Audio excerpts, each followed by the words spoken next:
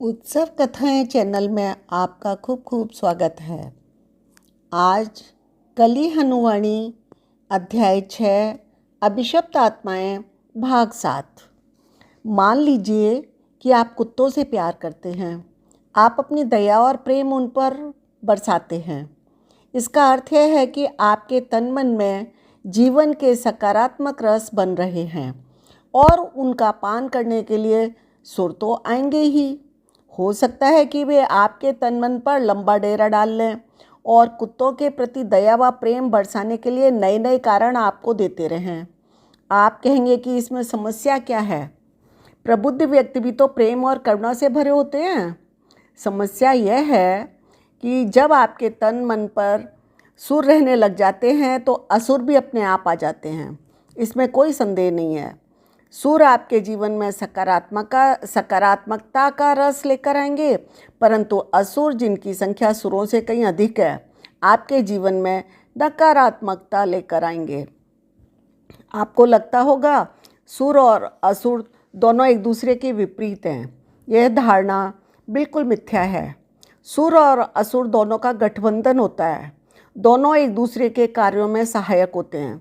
मान लो कि असुरों ने आपके मन में कुछ ऐसे विचार रोपित कर दिए जिससे आपके जीवन में समस्याएं खड़ी हो गई और उदासी, क्रोध, भय आदि नकारात्मक रसों की बाढ़ आ गई।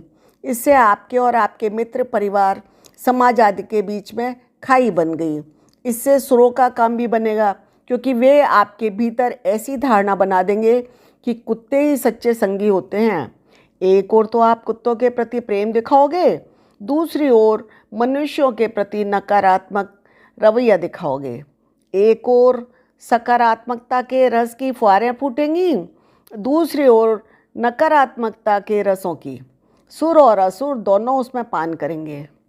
इसका समाधान यही है कि आप अपनी सभी धारणाओं को नकार दो, क्योंकि तन मन में जब अभिशप्त आत्माओं का वास हो तब आपके लिए यह चुनाव करना असंभव है कि कौन सी धारणा आपकी अपनी है और कौन सी धारणा उन्होंने रोपित की है। जब आप धारणाओं को नकारने लगोगे तो अभिशप्त आत्माएं भाग खड़ी होंगी और आपका जीवन पुनः सामान्य हो जाएगा। चारों ओर ठग प्रकार की अभिशप्त आत्माओं से भी दुष्ट होती हैं उपद्रवी प्रकार की अभिशप्त आत्माएं। वे खुले में तन और मन पर अपना राज्य करती हैं। बसंत के जीवन से एक उदाहरण लेते हैं। एक दिन वह पेड़ की एक पेचीदा टहनी पर चल रहा था। पेचीदा इसलिए क्योंकि पक्षियों का एक नीड़ उस टहनी के ऊपर था। उसने अपनी ओर से पूरा प्रयास किया कि वह सावधानी से आगे बढ़े, तो भी उसका एक पैर नीड़ पर पड़ गया और भीतर रखे अंडे फूट गए। इस घटना के कारण अगले कई दिनों तक उसके मन में पीड़ा और पश्चाताप का रस उबलता रहा। असुरों ने उस उबलते रस का पान किया। उसके भरपूर प्रयासों के विपरीत उसका पैर नीड़ पर कैसे टिक गया था, क्योंकि एक असुर ने वहाँ पर अवसर देख लिया था और उसके तन को नियंत्रित करके उस घटना को जन्म दिया था। जब अभिशप्त आत्माएं किसी एक छोटी घटना को जन्म दे देती हैं तो वे प्रोत्साहित होकर बड़ी बड़ी घटनाओं को भी जन्म देने का प्रयास करने लगती हैं। कुछ ही दिन के पश्चात बसंत में घुसे उस असुर ने एक और बुरा कार्य करने में सफलता पाई। बसंत उस दिन शहद तोड़ रहा था। उसे पुनः एक नीड़ दिखाई दिया।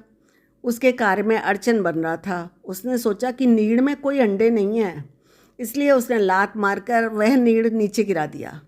तत्पश्चात उसको पछतावा हुआ और उसने स्वयं को दोष भी दिया, यद्यपि यह कार्य भी उसी असुर ने किया था। कुछ दिन के पश्चात उस असुर ने न केवल उसके तन और बुद्धि अपितु उसके विवेक तथा संस्कार पर भी नियंत्रण कर लिया था।